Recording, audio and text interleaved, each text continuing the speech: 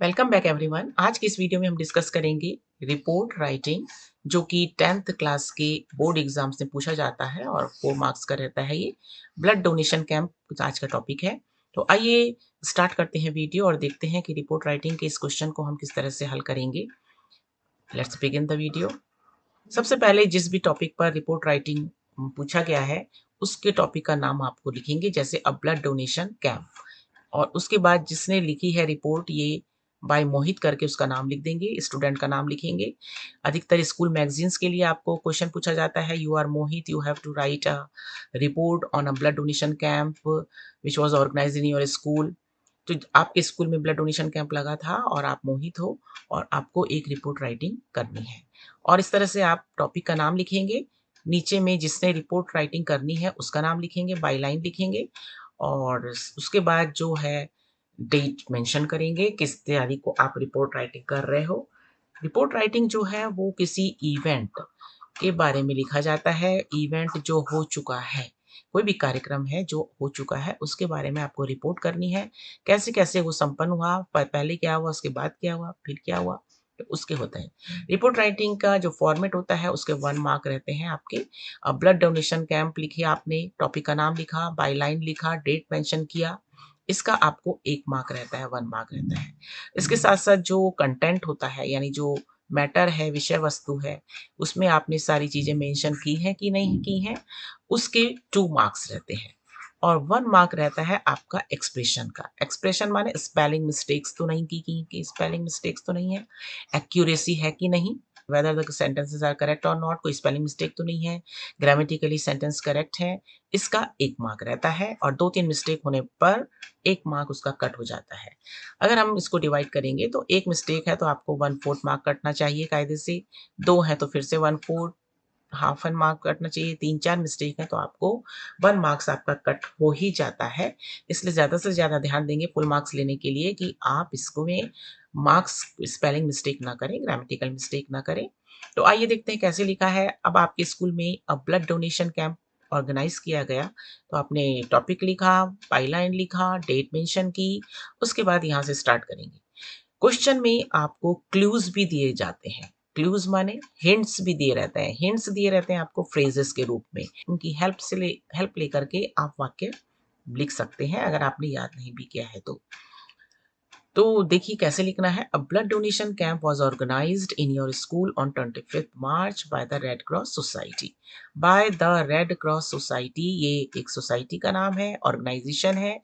It must be the NGO, non government organisation जो होती हैं, जैसे रेड क्रॉस सोसाइटी के द्वारा ये कैंप ऑर्गेनाइज किया गया था। अब ब्लड जो भी ऑर्गेनाइज किया गया उसको पहले लिखेंगे, वॉज ऑर्गेनाइज्ड। जब भी जो रिपोर्ट राइटिंग होती है वो जनरली पैसिव वॉइस में रहती है, उसके अधिकतर जो सेंटेंसेस हैं they are constructed in passive voice, helping verb और वर्ब की थर्ड फॉर्म। तो इस तरह से वाक्य बनेगा। A blood donation camp was organised in our school, कहाँ हो गया, वेयर, इन आवर स्कूल, ये आपको मेंशन करना है। व्हाट आपको मेंशन करना है, क्या, व्हाट, ये WH वाले वर्ड्स को ध्यान में रखेंगे तो आपका पूरी बात इसमें मेंशन हो जाएंगी। What, when, where, why, by whom, इस तरह से आप इंट्रोगेटिव वर्ड्स की हेल्प लेकर के अपना रिपोर्ट राइटिंग लिख सकते हैं। क्या ऑर्गेनाइज किया गया, a blood donation camp was organised where, in our school, when, कब ऑर्गेनाइज किया गया, on 21st March, bye whom माने किसके द्वारा, bye the Red Cross society. तो आपको ये पूरे सेंटेंस में इन क्वेश्चंस के आंसर भी मिल गए और आपका जो है एक सेंटेंस भी आपका बन गया, कंप्लीट सेंटेंस बन गया है। तो 21st मार्च हमने क्यों लिखा, हो सकता है आप 22nd को आप रिपोर्ट लिख रहे हैं, तो जो इवेंट है वो 1 दिन, 2 दिन, 1 हफ्ता पहले लिखा गया होगा, उसी का रिपोर्ट आप करते हैं। रिपोर्ट राइटिंग आपके स्कूल्स के मैगजीन में भी छपी जाती है और पेपर्स में, न्यूज़पेपर में भी जो रिपोर्टर होता है, न्यूज़पेपर रिपोर्टर, वो भी रिपोर्ट को देता है। अब आपको लिखना है वाई, वाई का आंसर में आपको लिखना है क्यों किया गया ये। It was done to promote the spirit of social service and help those in need.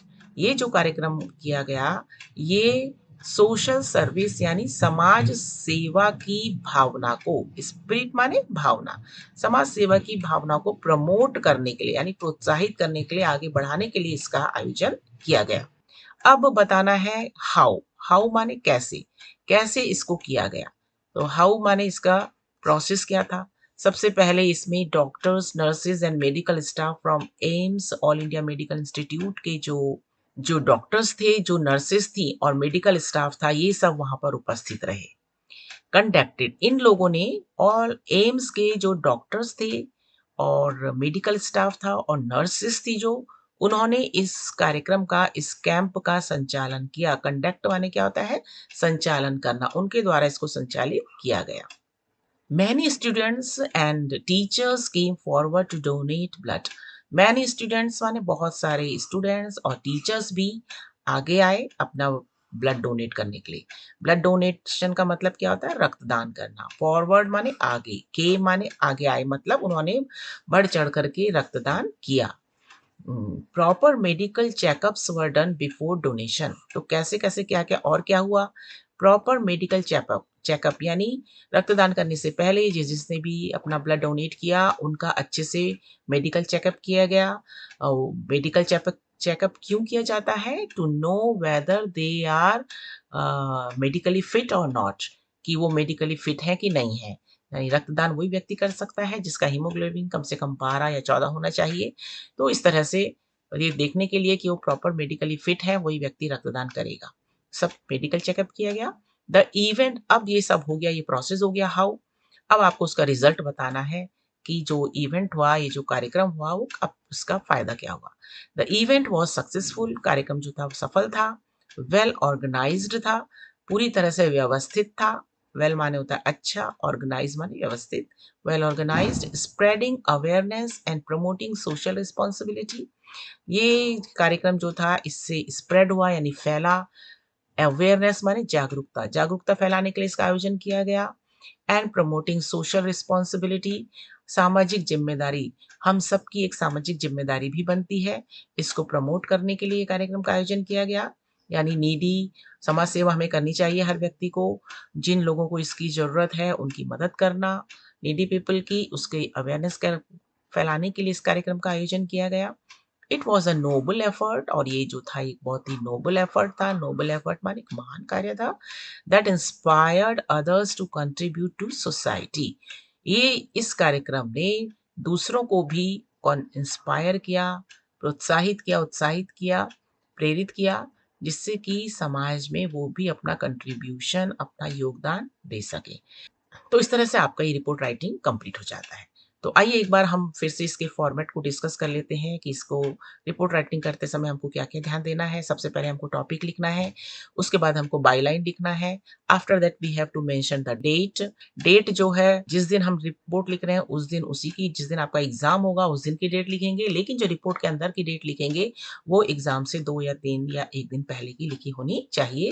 क्योंकि जो रिपोर्ट राइटिंग होती है वो उस इवेंट के बारे में होती है जो कि पहले हो चुका था। और इस तरह से आपको इसको लिखना है। और WH वाले क्वेश्चंस का ध्यान रखना है। What, when, where, how, why.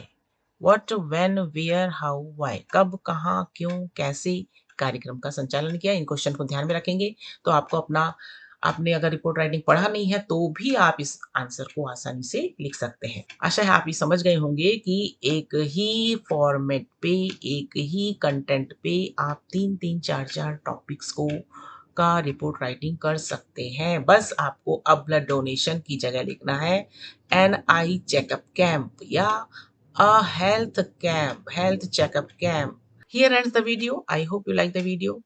If you find this video helpful in any way, please like and share this video with your friends and subscribe the channel.